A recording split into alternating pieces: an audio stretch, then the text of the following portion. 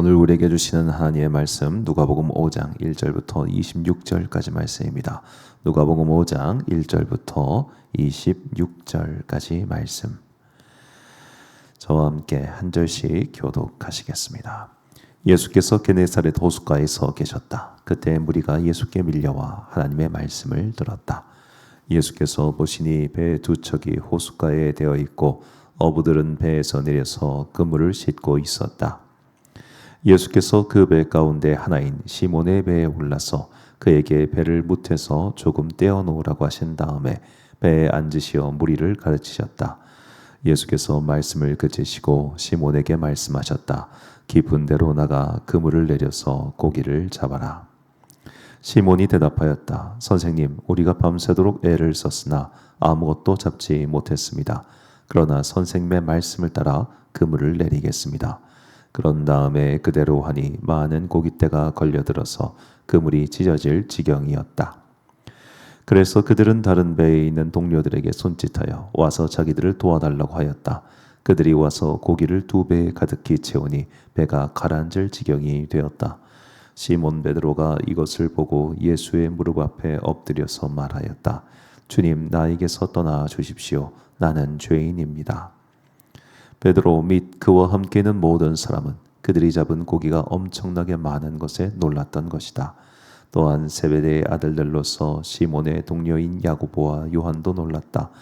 예수께서 시몬에게 말씀하셨다. 두려워하지 말아라. 이제부터 너는 사람을 낚을 것이다. 그들은 배를 무태 된 뒤에 모든 것을 버려두고 예수를 따라갔다. 예수께서 어떤 동네에 계실 때에 온몸에 나병이 든 사람이 찾아왔다. 그는 예수를 보고서 얼굴을 땅에 대고 엎드려 간청하였다. 주님, 하고자 하시면 나를 깨끗하게 해주실 수 있습니다. 예수께서 손을 내밀어서 그에게 대시고 그렇게 해주마. 깨끗하게 되어라 하고 말씀하시니 곧 나병이 그에게서 떠나갔다. 예수께서 그 사람에게 아무에게도 말하지 말라고 명하시고 이렇게 말씀하셨다. 가서 제사장에게 내 몸을 보이고 내가 깨끗하게 된 것에 대하여 모세가 명한 대로 예물을 드려서 사람들에게 증거로 삼아라. 그러나 예수의 소문이 더욱더 퍼지니 큰 무리가 그의 말씀도 듣고 또 자기들의 병도 고치고자 하여 모여들었다. 그러나 예수께서는 외딴 데로 물러가서 기도하셨다. 어느 날 예수께서 가르치시는데 갈릴리 및 유대의 모든 마을과 예루살렘에서 온 바리새파 사람들과 율법 교사들이 둘러앉아 있었다. 주님의 능력이 함께 하심으로 예수께서는 병을 고치셨다. 그런데 사람들이 중풍병에 걸린 사람을 침상에 눕힌 채로 데려와서는 안으로 들여서 예수 앞에 놓으려고 하였다. 그러나 무리 때문에 그를 안으로 들여놓을 길이 없어서 집으로 올라가서 기와를 벗겨 그 자리를 뚫고 그 병자를 침상에 누인 채 무리 한가운데로 예수 앞에 달아내렸다. 예수께서 그들의 믿음을 보시고 말씀하셨다. 이 사람아, 내 죄가 용서받았다. 그래서 율법학자들과 바리새파 사람들이 말하기를 하나님을 모독하는 말을 하다니 이 사람은 누구인가?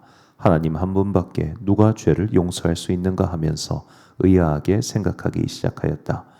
예수께서는 그들의 생각을 알아채시고 말씀하셨다. 어찌하여 너희는 마음속으로 의아하게 생각하느냐? 내 죄가 용서받았다 하고 말하는 것과 일어나서 걸어가거라 하고 말하는 것 가운데서 어느 쪽이 더 말하기가 쉬우냐? 그러나 너희는 인자가 땅에서 죄를 용서하는 권세를 가지고 있음을 알아야 한다. 그리고 예수께서 중풍병 환자에게 말씀하셨다. 내가 너에게 말한다. 일어나서 내 침상을 치워들고 내 집으로 가거라. 그러자 곧 그는 사람들 앞에서 일어나 자기가 누웠던 침상을 거두어 들고 하나님을 찬양하면서 집으로 갔다. 사람들은 모두 놀라서 하나님을 찬양하였으며 두려움에 차서 말하였다. 우리는 오늘 신기한 일을 보았다. 아멘. 진격의 믿음이라는 제목으로 하나님의 말씀 선포하겠습니다. 우리가 예수님을 믿어서 뭐가 좋을까요? 여러 가지 좋은 일이 있겠습니다만 제 개인적으로 예수를 믿어 가장 좋은 게 있다면 삶의 소망이라고 생각합니다. 자, 우리가 생각하고 계획한 대로 인생이 다 풀리지가 않지요. 내 피부치도 내 마음대로 사실할 수가 없습니다. 답답한 사람들이 있죠. 아무리 말해도 듣지 않고 말귀를 못 알아들어가지고 어떤 속이 터질 것 같아서 소리를 팍 지르고 싶은 그런 순간들도 분명히 있을 겁니다.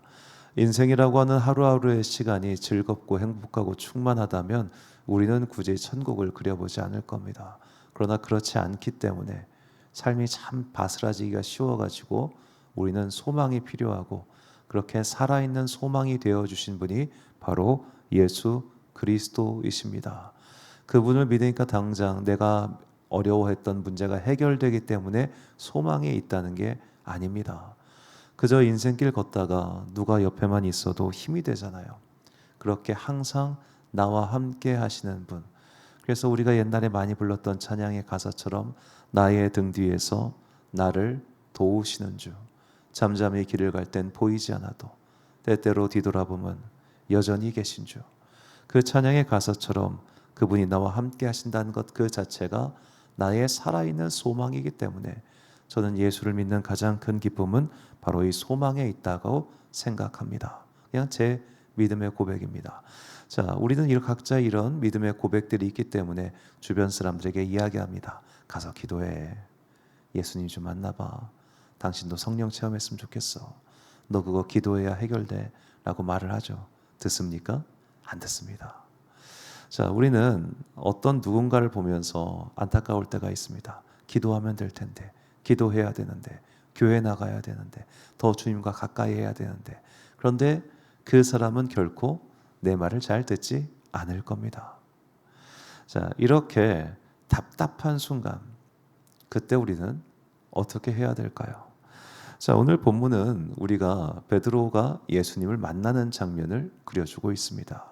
오늘 예수님께서는 베드로의 배를 잠깐 빌려서 그 위에서 말씀을 전하셨습니다. 본문 3절과 4절 말씀 보니까 예수께서 한 배에 오르시니 그 배는 시몬의 배라. 육지에서 조금 떼기를 청하시고 앉으사 배에서 무리를 가르치시더니 말씀을 마치시고 시몬에게 이르시되 깊은 데로 가서 그물을 내려 고기를 잡으라. 자, 이 장면을 우리 머릿속으로 한번 잘 그려봅시다. 시몬의 배에 앉으셔가지고 백성들에게 말씀을 가르치셨습니다. 그렇다면 그 말씀을 시몬도 들었을 겁니다.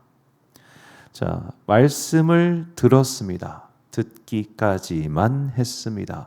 그래서 그 다음에 예수님께서 가서 깊은 데로 가서 고물을 던지라라고 했을 때 그는 말합니다. 선생님. 자, 말씀을 들으면 변화가 일어날까요? 일어날 수도 있지만 일어나지 않을 가능성이 훨씬 더 높습니다. 말씀을 듣는 것만으로는 사실 그렇게 큰 의미가 있다고 보기 어렵습니다. 왜냐하면 믿음이 없는 상태에서 말씀만 들으면 귀만 높아집니다. 귀만 높아지고 판단하기 쉬워지고 그리고 따지기 좋아하게 되죠. 결국 삶 가운데 말씀을 듣는 것만으로는 믿음이 오롯하게 생겨나기가 참 어렵습니다. 물론 깨달음은 올 수 있겠죠. 그런데 그 깨달음이라고 하는 게 기존에 자기가 있던 어떤 생각에 대한 구체적인 답변이 됐을 때는 깨달음이 와요. 그런데 자기의 삶 가운데 어떤 구체적인 고민과 그런 해답을 구하는 마음이 있다는 건 다르게 해석하면 그가 기도하는 마음을 갖고 있었다는 뜻입니다.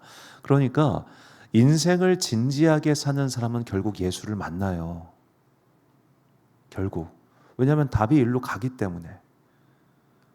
그런데 인생을 대충대충 사는 사람들, 사실 진지한 척하지만 진지하지 않은 사람들은 예수라고 하는 말씀을 듣기만 해가지고는 그의 삶에 변화가 일어나지 않더라고요. 결국 변화는 언제 일어나느냐? 말씀에 순종하여 그물을 내릴 때 변화가 일어난다는 겁니다. 즉 행동할 때 변화가 일어납니다. 말씀을 듣기만 해서는 안 됩니다. 기도해야 변화가 일어납니다. 자, 그래서 우리는 사실 다 이걸 알고 있기 때문에 아직 그렇지 않은 사람들에 가서 말합니다. 기도해. 제발 좀 네가 기도해야 돼. 맞습니다. 그가 기도해야죠. 그런데 그 말을 할 때 내 마음속에는 그의 변화를 바라고 있잖아요. 그렇죠? 그는 내 말대로 변하지 않아요. 절대로 내 말대로 그는 변하지 않아요. 그렇다면 그에게 자꾸만 어떤 변화를 말하는 나는 어떻게 해야 될까요? 내가 기도해야죠. 내가. 자, 우리는 사실 어떤 부분에 있어서 상대방이 변하기를 요구할 때가 참 많습니다. 네가 좀 변했으면 좋겠어. 네가 좀 이걸 했으면 좋겠어. 그런데 그렇게 해서는 그 사람은 변하지 않습니다. 결국 내가 움직여야 합니다. 그것이 기도의 자리이든 삶의 자리이든 무엇이든 간에 내가 움직이지 않으면 사실 그 어떤 변화도 일어나지 않을 뿐더러 심지어 그 변화는 안 좋은 변화일 수 있습니다. 우리가 오늘 성경에 좀 다른 예를 들어보면 자기는 변하지 않으면서 남만 변하려고 그러니까 남만 좀 움직이려고 했던 그 사람이 있어요. 대표적인 이스라엘의 초대왕 사울입니다. 자, 사울이 왕이 되고 나서 이제 왕이 된 지 2년 후에 이제 사무엘상 13장과 14장 내용인데요. 왕이 되고 나서 3천 명의 군대를 소집합니다. 블레셋과의 전쟁을 위해서였죠. 그렇게 해서 전쟁이 딱 시작됐습니다. 먼저 블레셋의 국경 수비대를 이스라엘이 선제 공격을 해요. 그러니까 블레셋 측에서 이놈들 좀 봐라 하고 군대를 모으는데 군대의 수가 어마어마했다고 사무엘상 13장 5절에서 말합니다. 자, 그렇게 많은 군대가 진을 치고 이스라엘을 공격해 들어오려고 하자 이 3천 명들이 우왕좌왕하기 시작해요. 벌벌벌벌 떨어요. 그때 사울은 계책을 생각해냅니다. 사무엘을 부르자. 사무엘을 불러서 제단을 쌓고 예배를 드리면 사기가 올라가겠지. 사무엘이 안 와요. 그래서 자기가 그걸 합니다. 그러자 그때 사무엘이 도착합니다. 당신 지금 뭐 하는 거예요? 당신이 좀 늦게 오길래 우리 사귄다 바닥나고 그래서 어쩔 수 없이 그냥 했어요. 자, 사울은 계속해서 넘에게 시키고 넘탐만 하고 있죠. 그러자 사무엘은 크게 화를 내고 돌아갑니다. 자, 그 광경을 군인들도 다 봤을 거 아닙니까? 결국 사기는 바닥났고 군인들의 숫자는 600명까지 줄어들게 됩니다. 자, 정말로 절체절명입니다. 적의 숫자는 많고 우리는 지금 5분의 1로 숫자가 줄어들었습니다. 사울은 그냥 발만 동동 구르고 있습니다. 그때 움직인 사람이 있습니다. 그의 아들 요나단이었습니다. 사무엘상 14장 6절과 7절 말씀 보니까 요나단이 자기의 무기를 든 소년에게 이르되 우리가 이 할례 받지 않은 자들에게로 건너가자. 여호와께서 우리를 위하여 일하실까 하노라. 여호와의 구원은 사람이 많고 적음에 달리지 아니하였느니라. 무기를 든 자가 그에게 이르되 당신의 마음에 있는 대로 다 행하여 앞서 가소서. 내가 당신과 마음을 같이하여 따르리이다. 아멘. 자, 여호와께서 우리를 위하여 일하실까 하노라. 요나단은 야, 너 가봐. 너 해봐. 그러면 여호와께서 너를 위하여 일하실 거야. 이렇게 말하지 않았습니다. 그렇게 말하는 것은 그의 아버지나 하는 말이죠. 야, 기운 내봐. 우리 예배 드렸잖아. 나 싸워. 네가 해야 돼. 라고 말할 때 자기가 나설 생각은 없지요. 그러나 요나단은 자기가 나섰습니다. 고작 2명이었습니다. 그런데 2명이서 실제로 이 2명이 몇백 명을 물리친 것도 아니에요. 몇 수십 명을 물리친 거예요. 그런데 소년 2명이 나가서 싸우는 그 모습을 보고 적들은 사기가 뚝 꺾이고 이쪽은 사기가 왕 올라가가지고 결국 이스라엘 군사 600명이 이기게 됩니다. 그리고 그 이긴 승리조차도 이 아버지가 나중에 또 뒤에 말아먹죠. 야, 니들 금식해 이렇게 해가지고 자기 혼자 하지? 왜 자기 혼자 하지 남에게 강요하고 자기가 먼저 나가야지 남이 할 때까지 기다리고 이러냐 말이죠. 자, 이것이 때로는 우리가 하고 있는 믿음 생활의 태도 아닐까요? 답답한 거 이해합니다. 그리고 그 사람이 변해야 되는 것도 맞습니다. 그러나 그 사람은 안 변할 겁니다. 그러니까 내가 기도해야죠. 남을 시킬 때가 아니라 내가 행동할 때 하나님의 일, 곧 믿음이 일어난다고 저는 믿습니다. 우리가 용기를 내어 결국 한 발자국 내딛지 않으면 아무런 삶의 변화도 일어나지 않아요. 자꾸만 뒤에 숨어가지고 네가 기도해, 네가 기도해, 너 이거 처리해야 돼, 너 이거 처리해야 돼. 알아요. 그 마음이 어떤 마음인지도 알겠고 그 동기가 어떤 마음을 충분히 이해해요. 그러나 그 사람은 기도하지 않을 거예요. 그러니까 당신이 기도하세요. 자꾸만 그렇게 됐을 때 내가 기도하지 않으면 정말 아무 일도 일어나지 않기 때문입니다. 용기를 내어 한 발자국 내딛는 것. 아버지 사울이 싸워야지 왜 아들이 싸워요? 아버지 전쟁의 지휘관은 아버지고 전쟁에서 영광 받는 사람도 저 사람이고 한데 왜 아들이 나와 싸워야 돼요? 나는 요나단은 하잖아요. 이렇게 한 발자국 여러 가지 상황이 있고 여러 가지 이유가 있겠지만 핑계대지 않고 용기 있게 기도하는 믿음, 그런 믿음이 우리에게 정말로 필요합니다. 잠시 제 개인적인 말씀을 드려 송구한데요. 제가 30대 초반 시절에 전도사를 할 때 기도를 해야 되는 상황이었습니다. 인생에 굉장히 어려운 문제를 겪고 있었고 그때 정말 하나님께 매달려서 기도를 해야 하는 상황이었습니다. 그런데 그때 저는 기도를 지금 와서 생각해 봤을 때 열심히 안 했습니다. 물론 이유는 있었습니다. 그때 제가 비서를 할 때여가지고 1년 동안 주행거리가 4만 킬로였습니다. 매일매일 운전했고요. 1년 동안 휴가 포함해서 5일 쉬었습니다. 그 정도로 이제 일정이 빡빡한 목사님이셔가지고 워낙 전국구 강사다 보니까 매일매일 어디 가고 그럴 때 진짜 힘들었어요. 그러니까 그때 비서전도사는 새벽기도 면제였습니다. 운전을 워낙 많이 해서 졸음운전하면 큰일 나니까 실제로 이렇게 강변북로에서 졸음운전하다가 인천공항으로 빠진 적도 있어요. 깜빡해가지고 일산으로 안 가고 그런 상황이다 보니까 이제 면제를 해줬는데 설령 그렇다 하더라도 저는 그때 새벽에 기도하고 하나님께 매달리고 그리고 자기를 해야 됐습니다. 핑계가 있었습니다. 나 힘들어. 나 바빠. 나 할 일 많아. 그러니까 그냥 금요 기도회 때 그때만 한 깔짝 한 30분, 1시간 그걸로 갖고 문제를 해결하려고 했던 거예요. 근데 그때 제가 직면한 문제는 일주일에 한 번 금요일 날 기도하는 것 갖고 해결될 문제가 아니었어요. 매일매일 하나님께 매달리고 했어야 되는데 그 생각을 하지 않았습니다.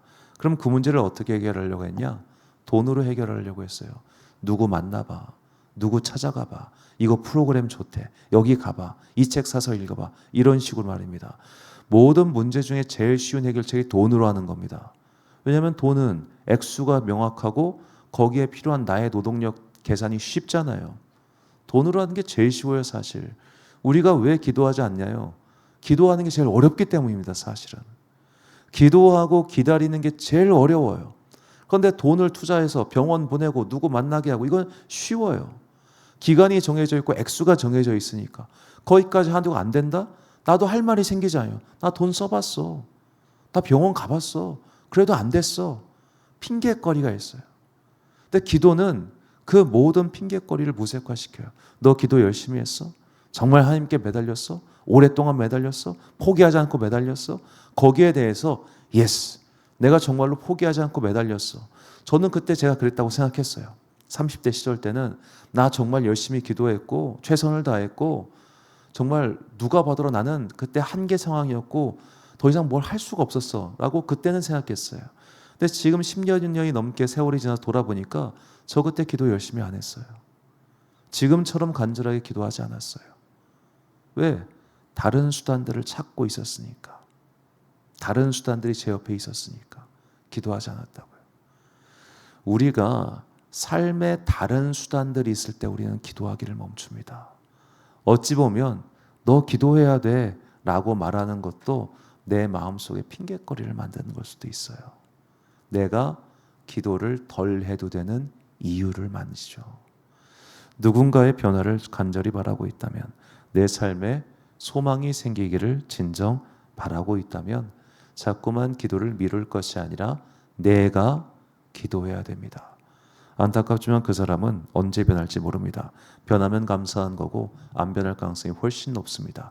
그러니까 핑계대지 말고 내가 기도해야 합니다. 그래야만 하나님의 놀라운 역사를 일어날 것이고 우리는 그것을 반드시 보게 될 것입니다. 그래서 다윗은 우리에게 이렇게 권면합니다. 시편 34편 4절과 8절 말씀 우리 같이 한 목소리로 봉독하겠습니다. 시작. 내가 여호와께 간구하매 내게 응답하시고 내 모든 두려움에서 나를 건지셨도다. 너희는 여호와의 선하심을 맛보아 알지어다.